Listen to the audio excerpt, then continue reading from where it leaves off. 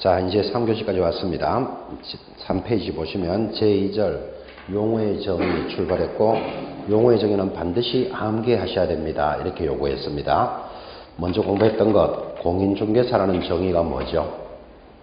자격을 취득한 자, 이렇게 기억하셔야 됩니다. 이런 자격을 취득한 공인중개사는 모두 몇 사람? 세 사람이 있는데 모두 다르다까지는 기억하셔야 됩니다. 자, 이제 1번 정의부터 출발합니다. 1번이 중개라는 정의가 출발하는데, 이 용어의 정의는 암기해야 된다 그랬죠. 자, 그대로 암기한 것에서 조금이라도 다르게 나오면 틀린다, 이렇게 따라가셔야 되는데, 그래도 1번에 걸었으니까 용어 정의 중에서는 제일 중요합니다. 시험에도 가장 많이 나오는데, 자, 1번 일단 공부를 하기 전에 여러분들도 중개라는 말을 많이 쓰죠. 저 사람은 중개하는 사람이다, 또는 중개업자가 될 것이다, 중개업을 한다. 중개라는 말을 굉장히 여러분들은 많이 쓰는데 막연히 여러분들은 사용하지만 우리 법은 이렇게 정해놨습니다. 1번 중개라 하면 법 제3조 규정에 의한 중개 대상물에 대하여 거래 당사자 간의 매매, 교환, 임대차 그 밖의 권리의 덕실 변경에 관한 행위를 알선하는 것, 이렇게 정의를 내렸습니다. 보기보다 양이 많습니다, 이게. 그런데 이거 한 줄 한 줄이 다 시험 문제입니다. 자, 다시 중개가 무엇입니까? 하니까 중개 대상물에 대해서만 합니다. 그러면 중개 대상물이 뭘까? 이런 고민을 해야 되는데, 중개 대상물에 대하여 거래 당사자 간의, 그러면 거래 당사자가 누군 줄도 알아야 되겠죠. 당사자 간에 이 물건에 대해서 매매, 교환, 임대차, 또 이것뿐만 아니라 그 밖의 권리에 대해서 덕실 변경에 관한 행위를 뭐 하는 것? 알선하는 것이다. 이를 중개다, 이렇게 정의를 내렸습니다. 아주 중요한 지문입니다. 지문 하나하나가 다 시험 문제라는 뜻은 중개 대상물에 대하여 이렇게 나가니까 중개 대상물이 뭘까? 이거 고민해 놓으셔야 됩니다. 텔레비나 냉장고, 자동차를 중개하지는 않겠죠. 중개업자가 할 수 있는 물건이 있단 말이에요. 그 물건에 대해서 누가 거래 당사자들끼리, 자, 당사자가 누굴까요? 또 고민해 보셔야 되는데, 이 거래 당사자에는 중개업자는 들어가지 않습니다. 매도인, 매수인을 당사자라 그러는데, 그 당사자 간에 매매, 교환, 임대차를 우리는 채권적 행위다, 이렇게 부릅니다. 채권이라는 말은 이제 앞으로 민법을 통해서 배우시겠지만 사람과 사람 사이에 일어나는 행위를 채권, 그러니까 채권적 행위와 그 밖의 권리의, 그러니까 채권이 말고 뭐가 또 있다 이 말이잖아. 그 밖에, 그지? 그래서 그 밖의 권리를 우리는 뭐라고 부른다? 물권적 행위다, 이렇게 부릅니다. 그러면 채권적 행위와 물권적 행위를 뭐 하는 것이다? 덕실을 변경합니다. 자, 얻는다, 이런 뜻이겠죠. 잃는다. 그럼 잃고 얻는 것을 변경을 시키는 것에 대해서 뭐 하는 것이다? 알선하는 것이 중개다. 지금 이랬단 말이에요. 암기되어 있어야 됩니다. 자, 그러면 이 말이 상당히 만만찮은 말이니까 앞으로 여러분들은 이것을 그림으로 전달을 할 겁니다. 사람들은 내용으로 보는 것보다는 그림이 눈에 들어오는 게 좀 더 오래 남죠. 그림은 이렇게 그립니다. 자, 이게 뭐 같습니까? 집입니다. 집을 가지고 있는 사람, 부동산을 가지고 있으니까 매도인이다, 이렇게 부르고, 이 물건을 사는 사람을 매수인, 이렇게 부를 겁니다. 여기에 A라는 중개업자가 뭐를 한다? 중개를 합니다. 자, 그러면 여러분들은 지금 옆에 있는 이 많은 말들은 잘 모른다 하더라도 그림은 좀 이해하시겠습니까? 그림이 이런 거죠. 중개가 무엇입니까? 하니까 부동산을 가지고 있는 사람하고 사는 사람 사이에 이 부동산을 사고 파는 것을 매매라 그러잖아. 그죠? 매매를 하는데 A라는 중개업자가 이렇게 알선해 주는 게 중개하는 그림입니다. 자, 그러면 이 그림을 딱 보시면서 옆에 이 많은 말이 그림에 그대로 들어와 있습니다. 자, 지금 옆에 있는 것을 그림으로 보고 대답합니다. 중개가 무엇입니까? 그럼 중개란 이렇게 나왔죠. 중개는 중개 대상물에 대하여 요 물건이 부동산이겠죠. 부동산에 대하여 거래 당사자 간에 누구? 갑하고 을 사이에 여기 중개업자는 안 들어간다니까요. 거래 당사자 사이에 이 물건을 뭐 한다고요?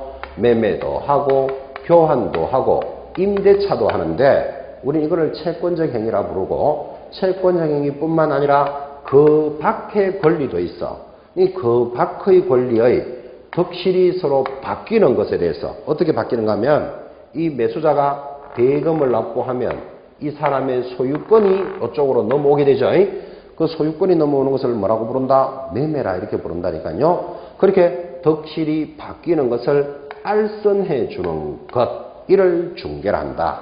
그래서 중개라는 많은 말을 앞으로 그림으로 기억합니다. 그림은 수백 번을 그릴 겁니다. 앞으로. 자, 그러면 이렇게 정리가 딱 되고 나니까 그러면 중개 대상물에 대하여 그랬으니까 이 물건이 뭐냐 이렇게 고민을 해야 되는데 요거는 제3조에 의한 그랬으니까 지금 조문이 2조잖아. 그죠? 다음 시간에 이제 배운다고 물건에 대해서 제3조에 있는 물건에 대해서 거래 당사자가 누굽니까? 하면 갑하고 을 사이에 이를 다른 말로는 매도인과 매수인 사이에 또는 임대인과 임차인 사이에 그렇게 말하겠지. 그죠?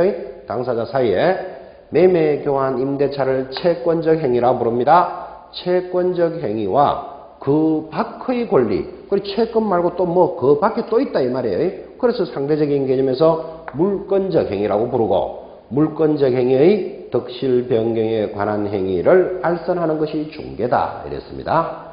자, 그럼 이렇게 해놓고는 가볍게 첫째 문제 하나 물어보겠습니다. 중개업자가 중개를 할 수 있는 것은 물권적 행위만을 대상으로 중개를 할 수 있다. OX. X조인 그 밖의 권리도 있다는 것도 기억해야 되겠죠. 그래서 시험에 이렇게 많이 냈다고요. 그 밖의 권리를 딱 빼내. 이렇게 빼내면 이렇게 되죠. 다음 중 틀린 것을 찾으시오. 해놓고 거래 당사자 간의 매매 교환 임대차의 덕실 변경을 알선하는 것을 중개라 한다. 이렇게 해놓고 답은 틀린 것을 찾아라. 답이었어요. 그게 왜 틀렸는가 하면 그 밖의 권리가 빠진데도 불구하고 이게 맞다고 돼버리면 물권적 행위는 덕실을 못한다는 말이 된다고.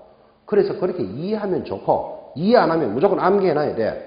그 밖의 권리도 있다. 이렇게 딱 잡으셔야 되는데 이렇게 기본 틀이 잡혀 있는데 이제 문제는 이렇게 묻겠죠. 주어진 내용을 그대로 알고 있느냐 이렇게 물으면 문제를 쉽게 냈다 그런다고요. 요걸 알고 있다는 전제하에서 건드린다고요. 어떻게? 매매, 교환, 임대차라는 채권적 행위와 그 밖의 권리로서 모든 물권적 행위를 덕실 변경에 알선한다. 이렇게 모든이 들어가면 틀린다. 여기까지 준비해 놓으셔야 돼. 그럼 이게 무슨 말인가 하니까 물권적 행위는 모든 물건이 아니고 되는 것도 있고 안 되는 것도 있다라도 알아야 된다고. 그죠? 그러면 기본적인 틀을 공부했는데 이제 살짝 건드릴 때는 모든 하고 들으면 틀린다. 이런 것들을 준비해 놓으셔야 되는 거예요. 그러면 결국은 이런 말이 되죠. 모든 물권적 행위를 덕실 변경하는 것이 아니고 가능한 것에 대해서만 덕실 변경을 할 수 있더라고. 자, 그러면 모든 물건 하면 틀리는데 그러면 또 물건이 무엇이길래 되는 것도 있고 안 되는 것도 있다. 지금 이렇게 돌았잖아. 그죠? 그러니까 천상 또 우리는 이렇게 공부해 봐야 되죠. 물건이 뭐겠습니까? 하니까 물건이란 이렇게 가야 된다고. 자, 그럼 이런 물건은 어디서 배운다? 민법에서 배웁니다. 일단 가볍게 설명하면 물건을 지배하는 권리를 물권 그래요. 자, 그런데 지금 뭐라고 이야기했는가 하면 모든 물건을 덕실 변경하면 틀린다. 그랬으니까 물건 중에서도 되는 것, 안 되는 것을 구분해야 된다. 이런 말하고 같은 말이에요. 그래서 천상 또 물건이 무엇입니까를 한번 짚어보고 가야 된다고요. 민법에서 배울 것을 예습이다. 이렇게 생각하셔도 되고 공부하신 분은 복습이다. 이렇게 생각하면서 따라가는데 사람이 물건을 지배하는 권리는 이렇게 구분을 합니다. 첫 번째는 점유권과 크게 소유권으로 나누어집니다. 그래서 물권 하면 첫 번째 출발이 점유권과 소유권. 우리는 이것을 본권이다. 본래의 권리다. 이렇게 해갑니다. 자, 이렇게 말하니까 좀 어렵다고 이게. 그래서 이걸 좀 쉽게 풀면 물건을 지배하는 권리인데 물건이 뭘까요?를 한번 물어봐야 된다고. 물건이 뭘까요? 물건이.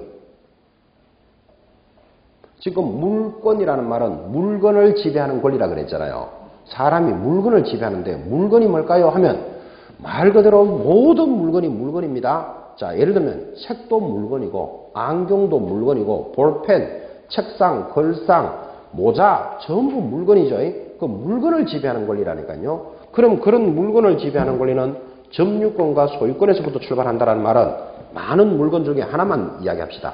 여러분 지금 볼펜을 다 들고 있죠. 그럼 볼펜이라는 물건을 들고 있으면 무슨 권리가 있다? 점유권이 있다. 이렇게 말한다고. 점유하고 있잖아 지금. 그죠? 물건에 관한 권리는 점유권부터 출발한다니까요. 그런데 그 볼펜을 들고도 있지만 자기 것이면 소유권도 있는 거예요. 됐죠? 그래서 물건에 대한 권리는 점유권과 소유권부터 항상 출발하는 거예요. 그런데 점유권과 소유권은 한 사람에게 있을 수 있지만 다를 수도 있어요. 예를 들면 내가 오늘 볼펜을 안 가져왔습니다. 그럼 당연히 옆 사람에게 볼펜 좀 빌려주세요. 그럴 수 있겠죠. 그럼 옆 사람이 빌려준다 안 빌려준다? 빌려줍니다. 왜 빌려줄까요? 그렇지. 가진 게 볼펜밖에 없으니까. 그죠? 그러니까 자 볼펜을 이렇게 빌려줍니다. 빌려주면 빌린 사람이 볼펜을 딱 들고 나는 이 볼펜을 점유하고 있다. 맞죠? 점유를 하고 있잖아. 그 대신에 나는 이 볼펜에 대해서 소유권도 있다. 그러면 틀린다고. 그럼 빌려준 사람이 신경질을 확 내겠죠? 자식 내가 빌려줬는데 지가 무슨 소유권이 있어. 그죠? 그러니까 항상 내 볼펜이면 점유권도 있고 소유권도 있을 수 있지만 다른 사람의 물건도 점유할 수 있다는 것은 이해하셔야 돼. 그 대신에 소유권은 없죠. 그런데 이제 빌리 간 사람은 정상적으로 점유하는 거예요. 그런데 남의 물건을 훔쳐서 가져가는 사람도 있어요. 그럼 점유는 하긴 했지만 주인은 다른 사람인데 내가 점유하는 모습이 타주 점유 그래요. 주인은 다른 사람인데 내가 점유했잖아요. 그죠? 근데 타주 점유는 위반은 아닌데 훔쳐서 가져가면 요거는 위반이 되겠죠. 그럼 요거는 형사처벌 받아요. 뭐 남의 카메라는 내 카메라가 없으니까 카메라 좀 빌려주세요. 그럴 수도 있잖아. 타인의 물건을 점유할 수도 있는데 불법이냐 아니냐는 다음 문제예요. 우리는 이제 불법이다 아니다 이걸 좀 따지는 시간은 아니니까. 자, 그러면 점유권과 소유권에서부터 출발하는데 이 두 가지 권리만 가지고도 점유권은 중개할 수 없다. 그런데 소유권은 중개할 수 있습니다. 이것만 보더라도 모든 물건을 덕실병행한다 하면 틀린다는 것은 알아야 돼. 그죠? 자, 그러면 점유권은 왜 중개할 수 없습니까? 이렇게 물으면 점유권은 동산에 친한 권리예요. 볼펜은 대표적으로 동산이죠. 그죠? 자, 여러분들은 앞으로 동산업자가 됩니까? 부동산업자가 됩니까? 부동산업자가 될 사람은 동산과 친한 권리를 중개하지 않습니다. 그럼 이것만 보더라도 모든 물건은 아니다라는 것은 알아야 된다고. 자, 그 다음 이제 물건이 어떻게 또 분석이 되는가 하면 이 소유권이라는 말이 딱 나오면 소유권이라는 것을 행여 공부한 사람은 무조건 붙어야 되는 말이 뭔지 아십니까? 사용할 수 있고 수익할 수 있고 처분할 수 있는 힘이 있어야만 소유권이라는 말이 붙어요. 그러면 소유권 하는 것을 공부한 사람은 무조건 무슨 말이 붙어야 된다? 사용할 수 있고 수익할 수 있고 처분할 수 있을 때만 소유권 하는 말을 붙일 수 있다니까요. 소유권을 배우신 분이 이 세 마디를 기억 못하고 있으면 잘못 배웠거나 잘못 가르쳤거나 둘 중에 하나입니다. 소유권은 무조건 세 가지 힘이 있어야 돼. 그래서 우리는 이것을 삼권능이다. 권리 능력이다. 이런 말을 합니다. 무슨 권리 능력이 있어야 된다고요? 사용할 수 있고 수익할 수 있고 처분할 수 있는 힘이 있을 때만 소유권이라는 말을 붙일 수 있더라고요. 자, 이거를 또 여러분한테 전달을 잘하고 싶어서 이 정도로 이야기합니다. 밖에 지나가시는 분이 그죠? 나는 마누라를 소유하고 있다. 이런 말을 합니다. 그럼 마누라를 소유하고 있다 하면 공부한 여러분들은 따라가면서 아, 마누라를 사용할 수도 있고 수익할 수도 있고 처분할 수 있다는 말이다. 이렇게 딱 와닿아야 돼. 소유만 탁 보시면. 그죠? 오늘 이 시간부터 유행가 가사라든지 시집에 그죠? 나는 그대를 소유하고 싶소. 이런 말이 딱 들어가면 소에다 줄 딱 꺼놓고 나는 그대를 뭐 하고 싶다? 사용하고 수익하고 처분하고 싶다. 이게 저절로 다 와닿아야 돼. 지금 그죠? 기억해 놓으셔야 됩니다. 그러면 어떤 아저씨가 나는 마누라를 소유하고 있다 하는 말이 만든 말이다, 틀린 말이다. 뭐가 틀린데 모르지. 또 사용하고 수익하고 처분할 수 있으면 소유하는 거고 처분하기가 좀 어렵겠죠. 그죠? 그래서 뭐 틀린 말은 아니고 처분할 수 있으면 소유하는 거예요. 근데 처분을 하기보단 처분 당할 가능성이 좀 높죠. 처분 당할 가능성이. 또 처분할 수 있으면 소유권이 있는 거라. 그죠? 앞으로 유행가 가사라든지 법을 공부하신 분들은 소유만 딱 보이면 뭐가 보여야 된다? 사용, 수익, 처분이 가능해야 돼. 여기서부터 권리가 출발하니까 사용하고 용, 수익을 할 수 있는 용익 물건이라는 게 만들어진다고요. 자, 용익 물건이 뭐라고요? 사용하고 수익만 할 수 있는 게 있어. 처분할 수 있는 힘은 없어요.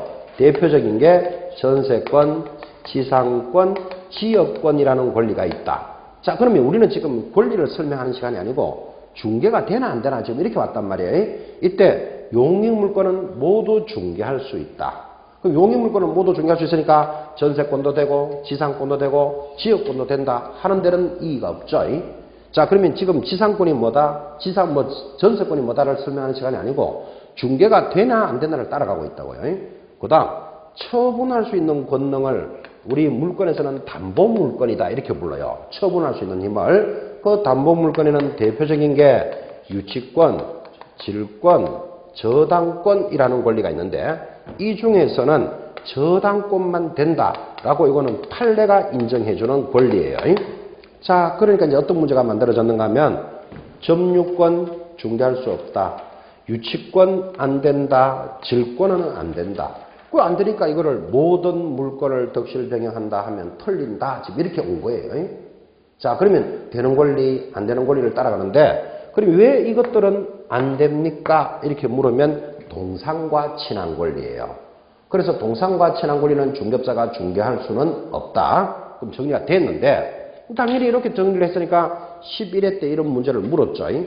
예를 들면 여기 1번, 2번, 3번, 4번, 5번 이러면 5개 되죠. 5개를 갖다 걸어놓고 다음 중 중개 대상이 아닌 것을 찾으시오. 이렇게 물었어요.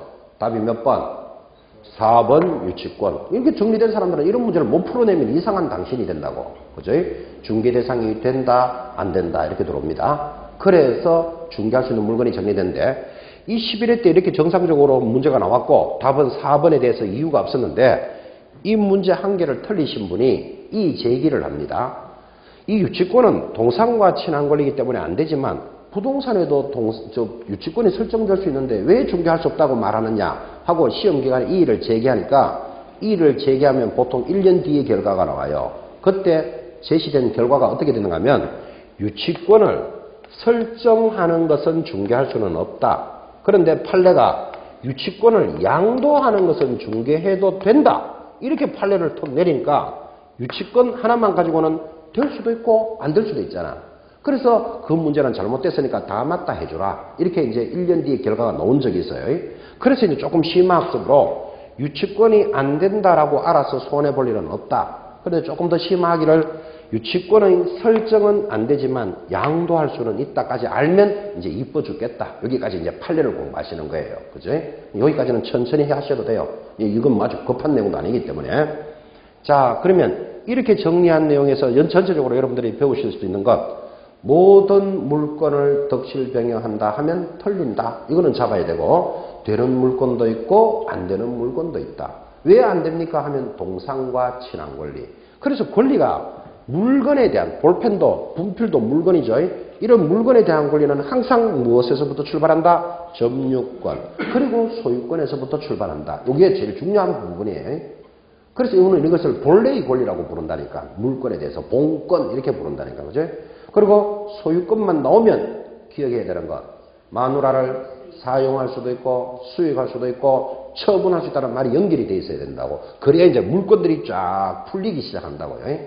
아마 여러분들은 여기까지만 이렇게 입력이 정리가 되더라도 민법에 들어가면 물권법에서 10문제가 출제됩니다. 여기에서 10문제가 나온다 이 말이에요. 그러면 어느 정도 이제 큰 발을 하나 디딘 거예요. 이게. 요 정도의 개념만 잡혀 있어도. 그죠? 그래서 지금 여러분들이 오늘 공부를 시작하면서 이제 중개사법은 처음 만났지만 부동산 학개론을 빼고는 나머지는 다 법 과목이에요. 민법, 뭐 중개사법, 그 다음에 공시법, 세법, 공법이 다 법이잖아요. 그죠? 이 법들은 돌고 돌아요. 이렇게 연결이 되면서. 그러면 민법에서 잘 안 들리던 것이 중개사법이나 공시법에 가면 귀에 들어오는 수도 있고 또 공시법에서 잘 이해가 좀 안 됐던 게 민법을 하면서 연결되는 수도 있고 법은 돌아가기 때문에. 그죠? 그래서 결석 안 하고 수업을 잘 들으셔야 돼요. 어느 한 단원이 어려웠더라도 다른 시간에서 이해가 되기 시작한다니까요. 그러면 결국은 뭐를 안 해야 된다? 결석을 안 해야 그런 혜택을 볼 수 있잖아. 그죠? 그래서 꼭 결석 안 하는 게 50%입니다. 라고 자꾸 이야기했던 이유가 그런 데 있는 겁니다. 자, 일단 중개에 관련되는 그림, 용어의 정의, 그 중에서 물건 중에서 되는 것, 안 되는 것을 정리했습니다. 3페이지 하단에 있는 중개의 유형, 도표 있죠? 이 도표는 천천히 보셔도 돼요. 아직 안 바쁘기 때문에. 지금은 용어의 정의를 공부하는 시간이죠. 5페이지로 넘어옵니다. 두 번째 정의, 아까 공부했습니다. 그래서 다시 한 번 더 확인합니다. 용어의 정의는 암기해야 된다 그랬습니다. 공인중개사가 무엇입니까? 하면 뭐라고 대답합니까? 자격을 취득한 자 됐고, 이제 세 번째 정의 갑니다. 세 번째는 중개업에 대한 정의인데 시험에서는 중개업이 제일 많이 나왔습니다. 지금까지. 자, 여러분들 이런 이야기 하죠. 나는 앞으로 중개업을 할 것이다. 또 저 사람은 중개업을 하는 사람이다. 이런 중개업이라는 말을 여러분들은 예사로 하지만 법으로는 이렇게 정했어요. 그러니까 중개업에 대한 정의는 세 가지가 딱 입력이 돼야 됩니다. 3번, 중개업이라는 것은 다른 사람의 의뢰에 의하여, 다른 사람 앞에 1번 달아야 돼요. 1. 다른 사람의 의뢰. 2번, 보수를 받고. 3번, 중개를 업으로 하는 것. 자, 그러면 중개업이라는 말이 딱 들어오면 여러분들은 무조건 뭐가 따라 나와야 된다? 세 가지 요소가 따라 나와야 된다. 첫째, 중개업이라는 것은 타인의 의뢰가 있어야 합니다. 타인의 의뢰라는 말은 하나 사주세요, 팔아주세요가 있어야 돼. 두 번째, 보수를 반드시 받고, 세 번째는 중개를 업으로 하는 것이다. 이 세 가지가 하나라도 빠지면 틀립니다. 자, 이해하고 들어오면 좋은데 용어의 정의는 암기하라 그랬잖아. 그죠? 그러니까 중개업 하면 무조건 세 가지 이렇게 암기가 돼 있어야 돼. 타인의 의뢰, 일정한 보수를 받고 중개를 업으로 하는 것인데 21회 때일 겁니다. 지금부터 2년 전입니다. 지금 24회 시험이 지나갔으니까. 다음 중 용어의 정의로서 틀리는 것 해놓고 중개업이란 타인의 의뢰에 의해서 중개를 업으로 하는 것을 말한다. 이렇게 나왔어요. OX, X. 뭐 때문에 X? 보수가 빠졌잖아. 그지? 아주 쉽게 냈죠. 그럼 요소만 딱 알아도 지금 내용이 뭔지 모르도 찾아내도록 만들어낸다고. 그지? 그래서 중개업이라는 것은 세 가지 요소를 잡아야 되는데 여기서 조금 더 간다면 중개를 업으로 한다 할 때 업의 유권 해석이 세 가지가 있으니까 여기까지 체크하셔야 돼요. 자, 업이라는 것은 불특정 다수를 대상으로 그 행위가 계속적이고 반복적이면서 영리성을 가지고 있을 때만 업이 되더라. 아, 그러니까 이제 중개업에 대한 요소가 많아졌습니다. 앞으로 여러분들은 중개업이라는 정의는 타인의 의뢰, 일정한 보수를 받고 중개를 불특정 다수를 대상으로 계속적이고 반복적이면서 영리성을 가지고 있어야 된다. 이렇게 가야만 중개업이 된다는 것도 기억해 놓으셔야 돼요. 첫 번째 시간에서는 양이 좀 많다, 그죠? 그렇지만 천천히 가야 되는데, 자, 이제 이걸 보면서 대답해 봅니다. A라는 사람이, 그죠? 뭐 여러분이라고 생각해도 되고, 어떤 사람이 타인의 의뢰가 있었어요. 아파트 하나 소개해 줄래? 이렇게 의뢰가 있었고 또 아파트를 하나 소개해 주니까 고맙다고 사례금도 받았어요. 그 우리말로 뭐 보수죠. 받고 그리고 아파트를 소개해 주는 행위는 중개업에 해당한다. 이렇게 시험에 나왔어요. O, X. X예요. 왜 X인가 하면 타인의 의뢰도 있었고 보수도 받았죠. 그리고 아파트를 소개하는 게 중개를 한 거잖아. 그죠? 근데 업이 된다 안 된다? 안 되잖아. 업이 되려면 반복적이고 계속적이어야 되지. 한 번쯤 했잖아 지금. 이것은 중개업에 되지 않는다는 것을 찾아낼 줄 알아야 돼요.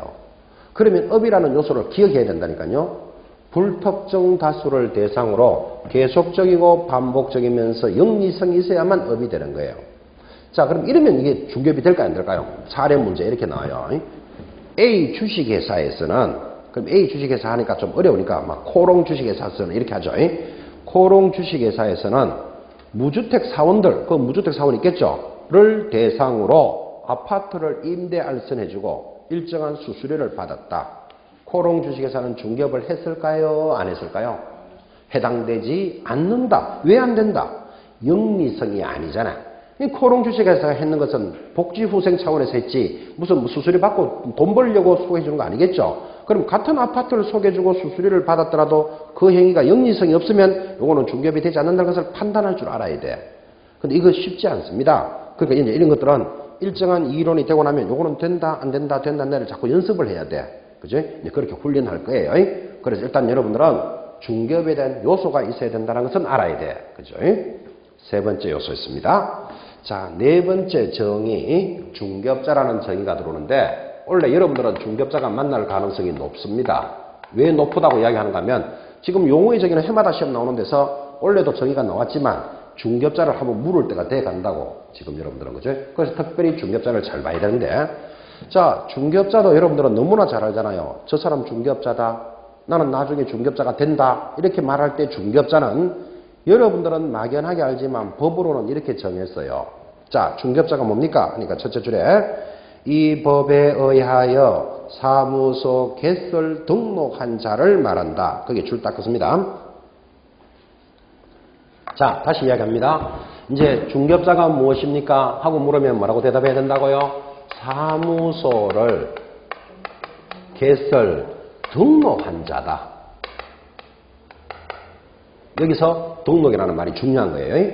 자, 그러면 등록한 자가 중개업자다. 그랬으니까 오늘 첫 시간에 수업했던 거하고 연결하면 우리 중개사법은 신, 허, 등으로 규제하였다. 들었습니까? 그때 등이 뭡니까?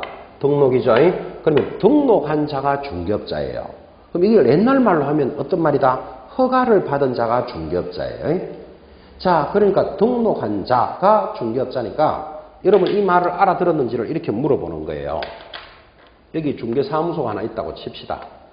그냥 사무소가 있습니다. 이러니까 좀 너무 딱딱하니까 여기가 뭐 서울 중개 주식회사가 있다. 뭐 우리말로 하면 이거 이제 법인이다 이렇게 부르는 거예요.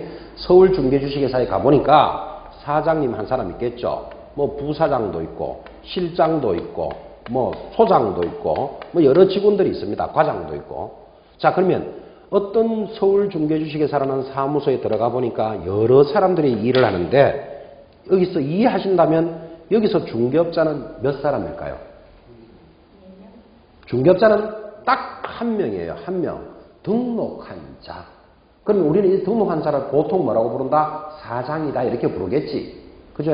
그러니까 중개업자는 한 사람밖에 없다는 걸 기억해 놓으셔야 돼요.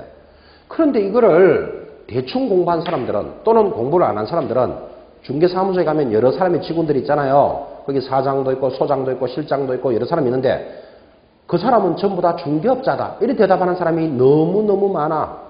중개사무소에서 일만 하면 중개업자인 줄 아는 모양인데 틀립니다. 우리 법에서 중개업자는 누구라 그랬죠? 등록한 자예요. 그럼 등록한 사람은 몇 사람 있다? 한 명밖에 없지. 누군지는 잘 모르겠지만 그지? 중개업자는 한 사람밖에 없다는 개념을 잡으셔야 돼요. 우리는 보통 그 사람을 사장이다 이렇게 말을 잘 해요. 뭐 꼭 사장 아닐 수도 있겠지만 그지? 아, 그래서 중개사무소에서 일하고 있다고 해서 저 사람들은 중개업자들이 돼 그런 말 하면 안 된다고. 등록한 자, 이 사람만 중개업자입니다. 자, 그런데 이 등록한 자가 중개업자인데 우리 법에는 이렇게 등록한 자의 종류가 세 종류가 있어요. 그래서 앞으로 여러분들은 중개업자 딱 들으면 하나는 법인인 중개업자, 공인중개사인 중개업자, 그리고 부칙 육조인 중개업자 이렇게 대답해야 돼. 그죠? 자, 중개사법에서 중개업자 하면 종류가 몇 종류가 있다고요? 세 종류. 중개사법에 세 종류인데 첫 번째 뭐? 법인인 중개업자. 이 법인인 중개업자를 우리말로 하면 아까 보셨잖아요. 서울 중개 주식회사. 이렇게 법인인 중개업자예요. 그 다음 밖에 나가보면 뭐 행복 공인중개사, 미래 공인중개사 이렇게 간판 걸고 영업하는 사람 보셨죠? 우리는 그런 사람을 공인중개사인 중개업자 그래요. 그 다음 이름도 고상한 부칙 육조인 중개업자도 있어요. 이 부칙 육조를 예전에는 중개인이다 이렇게 불렀는데 이제는 중개인이라는 말을 안 써요. 무슨 여러분들 교재에서는 부칙 육조, 갈로 열고 중개인 이렇게 많이 소개를 해주지만 이제 시험에서는 최소한 이게 바뀐 지가 한 6, 7년 됐거든요. 이제는 중개인이라는 말은 자꾸 없어지더라고. 여러분들은 일단 부칙 육조다 이렇게 기억하는 게 좋습니다. 자, 그러면 중개업자가 이런 종류가 있다 그랬으니까 이거를 좀 이해를 시키려고 이제 시험하고 관계없지만 이렇게 묻습니다. 중개업자는 등록을 한 자니까 지금도 관청에 가서 등록부를 딱 펴보면 등록한 자들이 나오겠죠. 그러면 그 등록한 자들이 세 종류가 있는데 법인, 공인중개사, 부칙육조가 어느 종류가 제일 많을까요? 이렇게 한번 물어보는 거예요. 뭐 시험하고 관계없는데 지금 등록되어 있는 자가 대략 7만 명입니다. 이것도 정확한 숫자는 아닙니다. 왜 아닌가 하면 여러분 잘 알다시피 오늘 등록하는 사람이 오면 등록부에 올라가겠죠. 그런데 등록하면서 저기 전라도 지역에서는 오늘도 폐업하는 사람도 있겠죠. 그만두는 사람도. 그러면 하루에도 날짜가 들어갔다가 나갔다가 많이 하니까 숫자는 정확하게 잡을 수 없는데 작년 12월 30일, 지금부터 1년 전입니다. 12월 31일 딱 기준으로 대략 68,500명이 등록이 돼 있어요.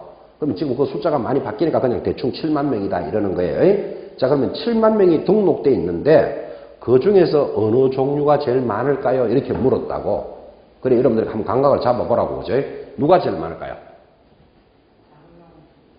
공인중개사가 제일 많습니다. 지금 우리나라에 약 7만 명의 중개업자가 등록되어 있는데 법인이 대략 5%, 이런 거 필기하면 안 돼요. 그걸 한 그 정도 숫자만 넘기네. 대략 5%, 공인중개사인 중개업자가 80%, 그 다음 여기 85%니까 나머지 15%가 부칙육조예요. 그럼 대충 이 정도 비율로 되어 있어요. 그래서 세 종류가 있구나를 기억하는데 요거를 기억시키려고 다시 어떤 종류는 자꾸 늘어나고 어떤 게 늘어난다는 말은 어떤 것은 줄어든다 이 말하고 같잖아요. 어느 게 늘어날까요? 공인중개사인 중개업자가 자꾸 늘어납니다. 그죠? 지금 이게 법인이 5%니까 7만 명이면 5, 7이 35, 우리나라에 한 3천 개 정도의 법인이 있습니다. 요거 80%라 그랬죠. 7, 8이 56, 한 5만 명쯤 됩니다. 그 다음 나머지 부칙육조가 뭐 15%니까 대략 한 뭐 10,000명쯤 이제 준비가 돼 있는데 어떤 종류는 자꾸 늘어나는데 공인중개사는 늘어나요. 왜 늘어날까요? 해마다 합격자가 들어오잖아 지금. 그죠? 그래서 공인중개사가 늘어난다 이 말은 어떤 숫자는 자꾸 줄어든다 이 말하고 같아야 되잖아요. 뭐는 줄어들까요? 부칙육조는 자꾸 줄어듭니다. 그죠? 예전에는요 공인중개사가 15%, 부칙육조가 80%던 시절도 있었습니다. 근데 지금 세월이 많이 바뀌어가지고 반대로 됐는데 그러면 부칙육조가 누군지 알아야 되잖아요. 이게 그죠? 그래서 부칙육조는 이런 사람이에요. 여러분 필기하지 말고 1988년에 그죠? 우리 이 법이 88년도가 이게 올림픽이 있던 해입니다. 이 88년도부터 우리나라 법에 뭐라고 정했는가 하면 공인중개사가 아니면 등록할 수 없다. 법을 그때 그래 적였어요. 물론 그때는 등록이 아니고 허가제였어요. 그러면 공인중개사가 아니면 허가를 받을 수 없다. 자, 이렇게 법을 딱 바꾸니까 어떤 문제가 생겼겠죠? 60년대, 70년대부터 중개업을 하던 사람들이 있었겠죠. 그러면 88년이 딱 되면 공인중개사가 아니면 등록할 수 없다. 이랬으니까 이제 그만두라 이 말이에요. 그만두라 이렇게 되니까 이 사람들 60년대, 70년대부터 해오던 사람들이 조국 근대화에 이바지해가지고 60년대, 70년대부터 부동산업을 해가 왔는데 갑자기 그만두라고 하는 세상이 어디 있느냐 뭐 이러면서 거대하게 반발을 내려요. 특히 이 사람들이 연세가 많죠. 연세가 많으니까 대한노인회 소속이에요. 이때 대한노인회는 파워도 셌어요. 지금은 좀 별로지만. 그러니까 하도 데모를 격렬하게 하니까 우리나라는 데모 만능주의잖아. 그죠? 그럼 좋다 할 수 없다. 그러면 예전부터 하던 사람은 그냥 할 수는 있다. 공인중개사가 아니어도. 그렇지만 이제부터 88년도부터는 공인중개사 한 사람은 등록을 못 해주니까 하던 사람은 기득권을 가지고 할 수 있지만 한번 폐업하면 이제 다시 할 수 없다. 그 대신 자기가 자기 손을 따면 할 수 있는 거고. 그죠? 그래서 이제 88년도부터 뭐가 만들어진다? 중개인. 그때는 중개인이 지금은 부칙육조인 거예요. 그럼 88년이면 지금부터 몇 년 전이죠? 98년, 2008년, 지금 2013년이죠. 그러면 약 25년이 지났어요. 그럼 25년이 지났으니까 이때 40이었던 사람은 25년이니까 65대였겠지. 이때 50살이었던 사람은 75대였겠죠. 그때 60이었던 분은 지금은 85이 됐겠지. 그러니까 나이가 많아졌으니까 그만두는 사람은 생겨도 새로 안 만들어지는 거예요. 그래서 공인중개사가 늘어나는 만큼 부칙육조는 자꾸 줄어들어요. 새로 안 만들어지기 때문에. 이해하시겠습니까? 자, 그럼 여기서 우리가 하나 배울 수 있는 게 있죠. 부칙육조는 뭐 지금 대략 한 15%라 그랬는데 언젠가는 빵 프로가 되는 시절이 오겠죠. 언제 빵 프로 되겠습니까? 예? 다 돌아가시거나 안 돌아가셔도 일을 못 하거나, 그죠? 그러면 다 빵 프로 되는데 잘 모르죠. 언제 다 그만둘지. 그런데 제 개인적인 생각으로는 길어도 10년이에요. 길어도 10년이면 그때 40였다 하면 75, 85, 이제 95 치면 이제 중개업을 그만할 때가 돼가죠. 그죠? 길어도 10년이 되면 빵 프로 돼요. 근데 짧게는 5년이면 빵 프로 돼요. 왜 그러냐면 여러분 지금 75 친 분이 그림이 좀 보이십니까? 중개사무소에 앉아가지고 오른쪽 손 덜덜덜 떨면서 아파트 구경 갈까요? 아파트 보러 갈까요? 지금 이거 그림 좀 보이십니까? 잘 안 되지. 그죠? 그러니까 이분들은 한번 그만둬 버리면 못하니까 주로 그냥 자리만 앉아있지 일은 아들, 딸, 며느리에게 맡겨 사는 경우가 많아요. 특히 오래전부터 해왔던 분들이니까 물건, 고객도 많이 확보되어 있고 또 물건도 많이 확보되어 있으니까 그만두기도 아까워. 그만둬 버리면 못 만들잖아, 다시는. 자격증 따기는 어려울 거니까. 그러니까 대체적으로 친구, 아들, 딸, 며느리들이 하는 경우가 많고 그 사람들이 또 일을 잘해요. 그죠? 그러니까 옆에 있는 자격자, 공인중개사를 따는 사람들이 열받는 거예요, 이제. 그래서 지금 밖에 나가보면 자격자와 비자격자가 갈등이 생기는 게 거기서부터 생겨요. 그런데 지금 연세는 많지만 자리는 앉아있으니까 뭐 하고 있다는데 할 말이 없잖아. 근데 실질적으로 일은 누가 한다고요? 아들, 딸, 며느리가 하는 거야. 이거 사실 자격증 빌려주고 하는 거랑 똑같은 개념이에요. 관청에서도 다 알아. 그런데 자기가 돌돌돌 떨면서 내가 한다 이러고 있는데 뭐 할 말이 없는 거예요. 그래서 길게 보면 10년 안에 빵 프로가 되지만 지금도 엄밀하게 진짜 중개업을 합니까? 계약서 작성합니까? 하고 엄밀하게 들어가면 한 5%까지 이게 뚝 떨어져요. 그러면 이게 2, 3%좀 남으면 이제 법을 바꿔요. 중개업자는 공인중개사 자격을 가지고 등록한 자만을 말한다. 이렇게 법주만 딱 바꿔버리면 부칙6조는 저절로 없어져 버려요. 자, 그래서 이것도 부칙6조라고 이름을 붙였잖아. 부칙이라는 말은 법을 다 만들어 놓고 저 끝에 있는 게 부칙이에요. 언제든지 지울 준비를 딱 하고 있다고 지금. 그러면 예를 들어서 실질적으로 일하고 있는 사람이 한 5% 좀 되더라도 벌써 한 30년 동안 기득권을 가지고 왔잖아 지금. 그죠? 그럼 이제는 싹 지워도 크게 데모한다든지 그렇게 문제가 안 생겨요. 그래서 빠르면 5년 안에 0%가 되고 막 길게 보면 10% 된다 이 말이에요. 그럼 여러분 이런 걸 느낄 수 있죠. 부칙6조가 빵 프로가 딱 되면 이제는 중개업자는 두 종류밖에 없죠. 그때 법이 이렇게 바뀌어요. 공인중개사 아닌 자는 중개업을 할 수 없다 이렇게 바뀐다고. 자, 그러면 공인중개사 아닌 자는 중개업을 할 수 없다라고 바뀐다면 자격증의 가치가 올라간다 내려간다. 자격증의 가치가 올라가겠죠. 자격증 가치가 올라간다 이 말은 시험도 어려워진다라는 말하고도 같은 말이 돼요. 그러면 여러분들은 부칙6조가 빵 프로 되기 전에 빨리 합격해야 돼. 이게 조만간에 다가온다고요, 이게. 그죠? 제가 여러분한테 뭐 공부 열심히 하라고 협박하는 게 아니고 이게 스토리가 그렇게 가게 돼 있다니까, 그죠? 그러면 오늘 수업했던 것 중에서 가장 중요한 말이 거기 4번 옆에다 하나 적어요. 이거 말로만 하면 안 되니까. 4번 중개업자 옆에다가 부칙6조 받아쓰기 합니다. 부칙6조 빵 프로 되기 전에 합격하자. 이거 적어놔야 돼. 지금 공부할 때마다 이거 고민해야 돼. 그래야지 공부를 대충 지금 적다가 마시는 분도 있는데 내가 두고 볼 거야 되는 거 안 되는 거 하여튼 부칙6조 빵 프로 되기 전에 합격하자. 그것도 그냥 합격하자가 아니고 꼭 하나 적어놔요. 꼭 합격하자. 적었습니까? 그 옆에다 사인도 해요. 사인도. 말로만 하지 말고 사인도 딱 해가지고 결국 여러분들은 오늘부터 공부 열심히 하시라는 뜻이에요. 지금 언젠가는 다가오는 이야기니까. 그죠? 자, 그러면 이제 공부도 열심히 하라는 이야기도 했지만 여러분들이 들어야 될 것 지금 중개업자 하면 몇 사람? 3사람 됐고 뭐 어느 종류가 많습니까? 이런 거는 시험에 안 나옵니다. 자, 그런데 여기 법인인 중개업자 안에는 하나가 더 있어요. 특수법인인 중개업자가 있다. 이거 하나 기억해 놓으셔야 돼요. 특수법인이라는 말은 중개사법을 따르지 않는 법인이에요. 그럼 특수법인이 여러 가지가 있는데 시험에서는 딱 하나만 나와요. 지역농협. 요것만 기억해요. 원래도 시험 나왔어요. 그래서 법인인 중개업자 중에는 특수법인이라는 중개업자도 있다. 그럼 특수법인이 뭔데요? 하니까 거기 4번에 2번 줄 하나 꺼셔야 되죠. 다른 법률의 규정에 따라서 중개업을 하는 자다. 그럼 다른 법률에 따라서 중개업을 하니까 중개사법을 안 따른다니까요. 그러니까 우리는 이런 중개업자를 뭐라 부른다? 특수법인인 중개업자다. 이렇게 부르더라. 됐습니다. 제일 중요한 거 다 했습니다. 원래는 중개업자에 대해서는 특별히 잘 봐놓으셔야 됩니다. 이제 5번째, 6번째 암기할 것. 다섯 번째가 뭐죠? 소속 공인중개사입니다. 자, 첫째 줄에 소속 공인중개사라 하면 중개업자에 소속된 공인중개사, 갈로 열고 법인의 사원 또는 임원으로서 공인중개사인 자를 포함하는데 중개 업무를 수행하거나 수행 동그라미 중개업자의 업무를 보조하는 자를 말한다. 보조 동그라미. 앞으로 소속 공인중개사라는 말이 나오면 두 단어를 찾아내셔야 돼요. 뭐 한다고요? 수행도 하고 보조하는 자다. 이게 왜 중요한가 하면 밑에 있는 6번 때문에 중요해요. 자, 6번은 중개보조원이라는 정의가 있는데 중개보조원이라 하면 첫 번째 줄 거야 되죠? 공인중개사가 아닌 자부터 줄 거야 됩니다.